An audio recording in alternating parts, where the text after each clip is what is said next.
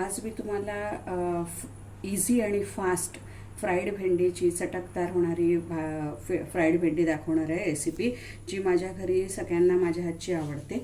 तर आज आपण सुरुवात करूया. आता इथे थोडंसं जास्त तेल आहे, जरा 4 चमचे आपण तेल घेतलेलं आहे आणि ही पाव किलो भेंडी मी बारीक चिरून घेतलेली आहे. आणि तेल जेव्हा सुरुवातीला आपण टाकणार तेव्हा तेल एकदम हॉट असलं, गरम असलं पाहिजे. तर आता आपण पहिल्यांदा टाकूया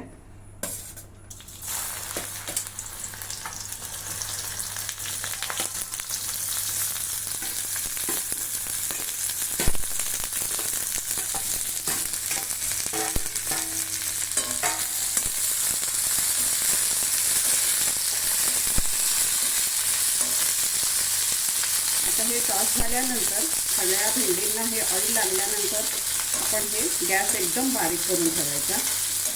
आणि आता हे बारीक गॅसवर साधारण 7 ते 8 मिनटं आपल्याला हे अशी परतत राहायची आहे भाजी. आणि अशी थोडीशी परतल्यानंतर जसे थोडासा कलर चेंज होईल आणि थोडीशी कुरकुरीत होते असं, आणि त्याचा साईज पण थोडासा कमी होऊन जाईल.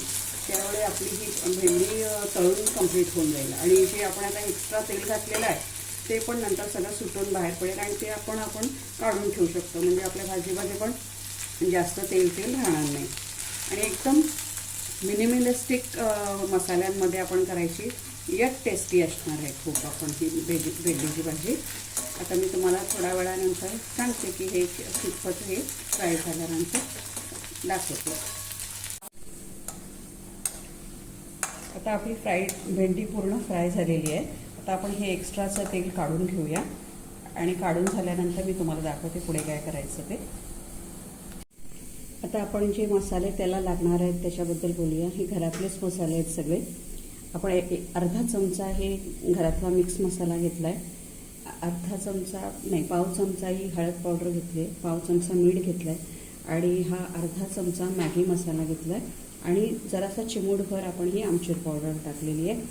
आता आपण ही जी तळल्यानंतर भेंडी खूप कमी होते, त्यामुळं मसाले तुम्हाला जास्त लागणार नाही, नाहीतर खारट होऊन जाईल.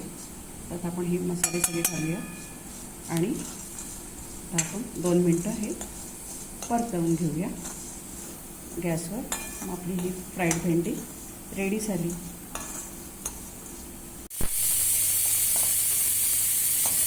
त्याच्यातली एक भेंडी आपण काढून बघूया. अशी पूर्ण त्याच्यामध्ये क्रंच यायला पाहिजे, थोड्या वेळानंतर तो येईल.